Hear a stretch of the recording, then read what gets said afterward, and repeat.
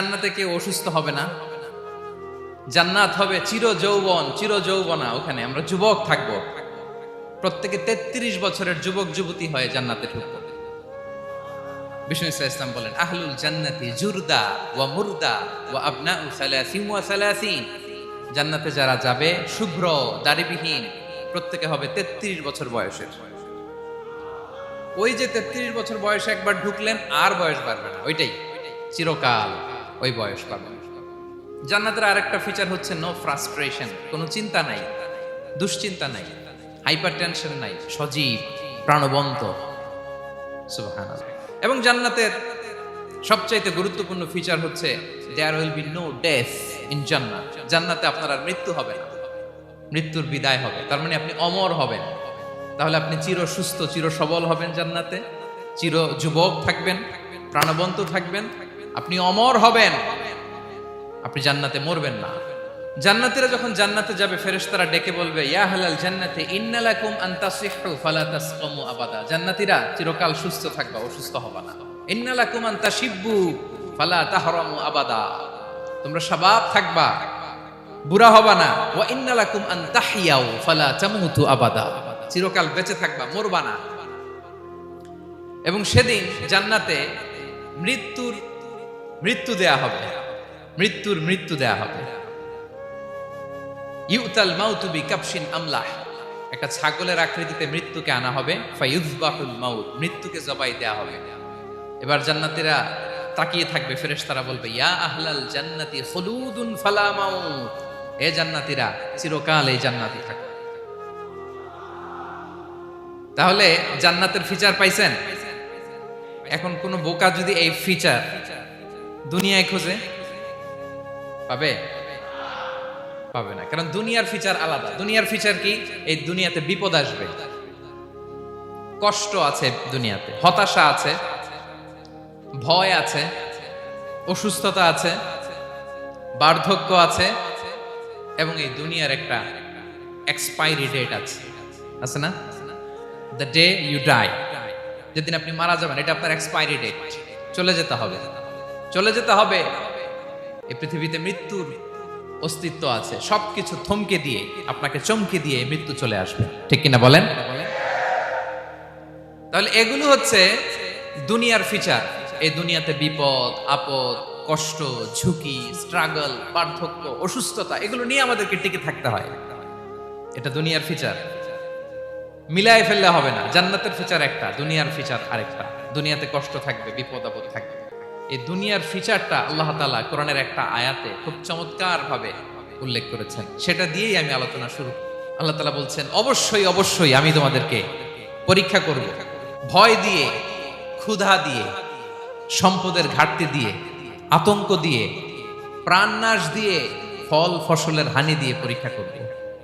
কিন্তু এই পরীক্ষায় যারা উত্তীর্ণ হবে, যারা সবর ইখতিয়ার করবে, ওয়াবাশশিরিস সাবিরিন, ধৈর্যশীলদের জন্যই হচ্ছে সুসংবাদ। আলহামদুলিল্লাহ পড়ে।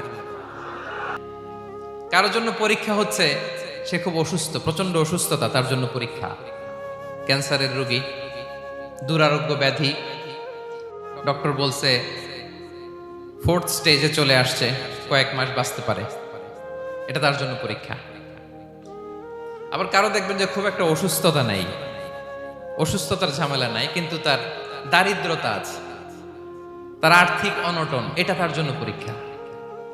আবার কারো দেখবেন অসুস্থতাও নাই, দারিদ্রতাও নাই, তার দাম্পত্য জীবনের সমস্যা আছে না নাই? অনেকের দেখবেন এগুলো কোনোটাই সমস্যা না, তার ছেলে কথা শোনে না, মাদকাসক্ত। আহা, মাদকাসক্ত, রিহ্যাবে পাঠায়, আবার আসে, আবার গাঁজা খাওয়া শুরু করে, আছে না নাই বলেন? দেখেন তার পরীক্ষাটা আবার আলাদা। অনেকের দেখবেন মেয়ে বাবার কথা শোনে না।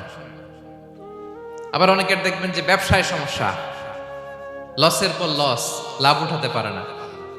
তাহলে পরীক্ষা ছাড়া, বিপদ আপদ ছাড়াই দুনিয়াতে কেউ নাই, কেউ নাই প্রিয় ভাইয়া। এটা আমাদের মাথায় রাখতে হবে। পরীক্ষা আপনাকে দিতেই হবে, পরীক্ষা দিয়ে দিয়েই নিজেকে প্রমাণ করতে হবে। আর এক একজনের পরীক্ষাটা এক এক রকম। কারো পরীক্ষার সাথে কারো পরীক্ষার কোনো মিল থাকবে না। তো মাঝে মাঝে আমরা এটা ভুলে যাই। আল্লাহ তাআলা কালামে পাকে রিমাইন্ডার দিয়ে আমাদেরকে স্মরণ করিয়ে দিতে চান যে এই পৃথিবীতে আসলে তোমরা এসেছো পরীক্ষা দিতে। এটাই জীবনের বড় বাস্তবতা। আমাদের জীবনে যত হতাশা, আমাদের জীবন নিয়ে যত অভিযোগ, আমাদের মনে যত কষ্ট, আমাদের হৃদয়ের ভেতরে যত অস্থিরতা, তার মূলে হচ্ছে এই সমস্যা যে আমরা ভুলেই গেছি আমরা পরীক্ষা দিতে আসছি। এটা যদি ভুলে না যান, এটা যদি আপনার মাইন্ডসেটে থাকে যে পুরো জীবনটা একটা পরীক্ষা, তাহলে দেখবেন কোনো কিছু আপনাকে কাবু করতে পারবে না। আপনি হতাশ হবেন না, জীবন নিয়ে আর অভিযোগ থাকবে না, আপনি ভেঙে পড়বেন না, সব অভিযোগ হতাশা দূর হয়ে যাবে। তার মানে বুঝতে পারলাম পরীক্ষা আপনাকে দিতেই হবে। পরীক্ষা দেয়া ছাড়া এই পৃথিবী থেকে চলে যাওয়ার কোনো চান্স বা সুযোগ আমাদের কারো নেই। বিষ্ণু ইসলামকে জিজ্ঞাসা করা হলো, আইয়ুন নাসি আশাদ্দু বালাআন ইয়া রাসূলুল্লাহ, হে আল্লাহর রাসূল, এই পৃথিবীতে কাদের জীবনে পরীক্ষা বেশি? বিষ্ণু ইসলাম বললেন, আল আম্বিয়া, নবীদের জীবনে। আল আম্বিয়া সুম্মাল আমসাল ফাল আমসাল, সবচাইতে জীবনে পরীক্ষার সম্মুখীন সবচাইতে বেশি হয়েছেন নবীরা। তারপরে নবীদের পরবর্তী অবস্থান যাদের, সিদ্দিকিন যারা, সোহাদা যারা, সলিহিন যারা, আল্লাহওয়ালা যারা, তাদের জীবনে পরীক্ষা বেশি। ইউবতালার রাজুলু আলা হাসাবি দীনি, ব্যক্তির দিনদারি যত বেশি তার জীবনে আল্লাহর পরীক্ষাও তত বেশি। আপনি আল্লাহওয়ালা হবেন, আপনার জীবনে পরীক্ষাও অনেক বেশি। যেই নবীর জীবনে পরীক্ষা যত বেশি, সেই নবীর জীবনে সফলতাও তত বেশি। এবার যদি আমরা বিশ্বনবী সাল্লাল্লাহু আলাইহি ওয়াসাল্লামের জীবনের দিকে তাকাই, ওনার জীবনটা দেখেন তো। আমাদের প্যারা নবী, বিশ্বনবী মুহাম্মদুর রাসূলুল্লাহ সাল্লাল্লাহু আলাইহি ওয়াসাল্লাম, ওনার জীবনে কি স্ট্রাগল ছিল? স্ট্রাগল। মাক্কি জীবনের কথা যদি একটু খেয়াল করেন, দেখেন তো 3 বছর শিয়াবে আবি তালেবে জেল খেটেছেন, না খেয়েছিলেন। ওনার বংশের লোকেরা প্রথমে ছাগল খেয়েছে, ছাগলগুলো যখন শেষ, ছাগলের চামড়াগুলো শুকিয়ে ওইটা খাইছে। গাছের পাতা, ছাল এগুলো খেয়ে খাবারের অভাবে বেহুশ হয়ে পড়ে থাকতো তারা, না খেয়ে। না খেয়ে কয়দিন ছিলেন আপনি? আমি কয়দিন ছিলাম না খেয়ে? মনেই তো পড়ে না, না খেয়েছিলাম কিনা কোনোদিন। এ হচ্ছে মাক্কি জীবন। মেন্টালি প্রেসার দেয়া হয়েছে। বিশ্বনবীর চাচা আবু লাহাব, তার 2 ছেলে উতবা আর উতাইবা, এদের সাথে বিয়ে দিয়েছিলেন 2 মেয়ের। যখন দাওয়াত দেওয়া শুরু করলেন, 2 মেয়েকে ডিভোর্স দিয়ে দিল। দেখেন, একটা বাবার জন্য প্রাপ্তবয়স্কা মেয়েকে যখন উঠায় নেয়ার আগে ডিভোর্স দেয়, তার মানসিক অবস্থাটা কেমন থাকে বলেন? মেন্টালি প্রেশারাইজ করা হয়েছে, ফিজিক্যালি হ্যারাস করা হয়েছে। বিষ্ণু ইসলাম যখন নামাজে দাঁড়াতেন, উটের পচা নারী ভুড়ি বিষ্ণুনবীর কাঁধে চাপিয়ে দেওয়া হতো। তায়েফে গেলেন, বিশ্বনবী তায়েফে গেছিলেন, তায়েফবাসীদেরকে জাহান্নামের আগুন থেকে বাঁচাতে গিয়েছিলেন, নিজের জন্য না। সেখানে তায়েফের ছেলেরা পাথর মেরেছে বিষ্ণু ইসলামের গায়ে। এত শুভ্র দেহ ছিল, চেহারা ছিল, বিষ্ণুনবীর গা দিয়ে ঝরঝর করে রক্ত ঝরেছে। ফিজিক্যাল হ্যারাসমেন্টের শিকার হয়েছেন বিষ্ণু ইসলাম। যখন যেদিন বিষ্ণু ইসলামকে হত্যার ষড়যন্ত্র করা হলো, আল্লাহ তাআলার আদেশে তিনি মক্কা থেকে মদিনায় হিজরত করলেন। মদিনাতে যে একটা রাত, 7ম হিজরির আগ পর্যন্ত শান্তিতে ঘুমাতে পারেন নাই। 3 দিকে 3 ইহুদি বসতি, বনু কাইনুকা, বনু নদীর, বনু কুরাইজা। খাওয়ার মধ্যে বিষ মিশিয়ে দেয়া হয়েছিল বিষ্ণু ইসলামের।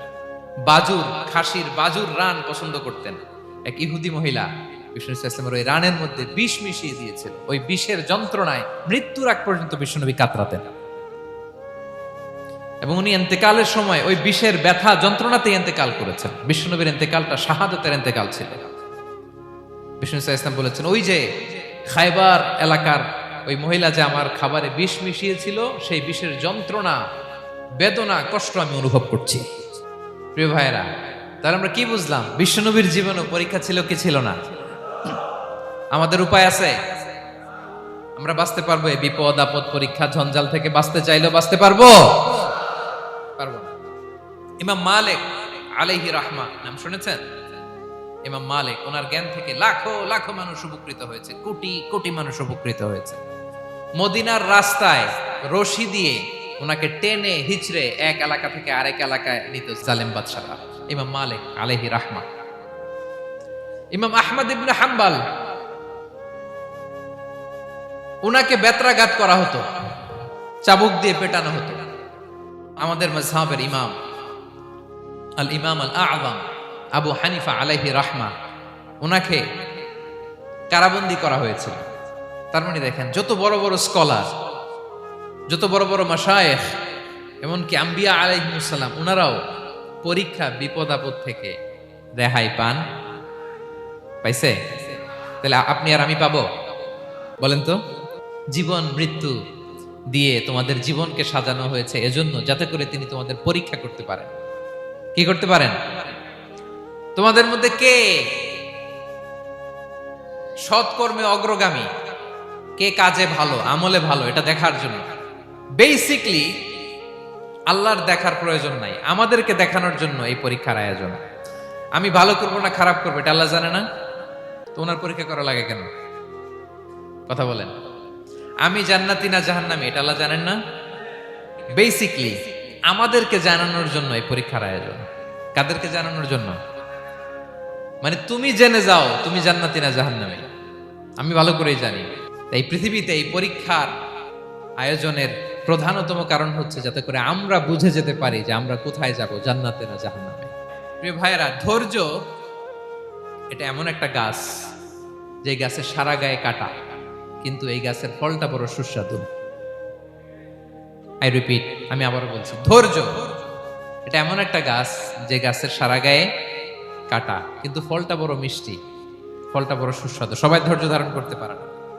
বিষ্ণু ইসলামকে আল্লাহ তাআলা নানা সময় আশ্বস্ত করেছেন, সান্ত্বনা দিয়েছেন, আর ধৈর্যের বাণী শুনিয়েছেন। আল্লাহ বলেন, ফাসবির কামা সবারা উলুল আজমি মিনার রাসূল। নবী হে, আপনার আগে দৃঢ় প্রত্যয়ী নবীরা যেরকম ধৈর্য ধারণ করেছে, আপনিও ধৈর্য ধারণ করুন। সূরাতুল মুজাম্মিল আল্লাহ তাআলা বলছেন, ওয়াসবির আলা মা ইয়াকুলুনা ওয়াহজুরহুম হাজরান জামিলা। ওরা যাই বলুক আপনি ধৈর্য ধারণ করুন, ওদের কথাকে ইগনোর করুন। Just ignore what they are saying to you. যা বলে আপনি জাস্ট ইগনোর করেন। ওরা বিষ্ণু ঈসা ইসলামের মনোবলকে ভেঙে দেওয়ার জন্য কখনো বিষ্ণু ঈসা ইসলামকে কবি বলে গালি দিত। কবি কি বলতো? শায়ের। কখনো বলতো মজনুন, পাগল। নাউজুবিল্লাহ পড়বেন না? পাগল বলে গালি দিত। মাঝে মাঝে বলতো কাহিন, গণক। মাঝে মাঝে বিষ্ণু ঈসা ইসলামকে তারা বলতো আবতার, লেস কাটা। মুহাম্মদ, তোমার ছেলে নাই, তোমার বংশ নির্বংশ হয়ে গেছে, তোমার নাম নেয়ার মতো কেউ নাই। আহা, কপাল পোড়া। গোটা বিশ্বব্যাপী বিষ্ণু ঈসা ইসলামের সুনাম সুখ্যাতি ছড়িয়ে দিয়েছে কে? আকাশ বাতাস মাড়িয়ে, সাত আকাশ ছাড়িয়ে আল্লাহর আরশ পর্যন্ত আল্লাহ তাআলা বিষ্ণু নবীর সুনাম সুখ্যাতিকে সৌচ্চ করেছেন। ঠিক কিনা বলেন?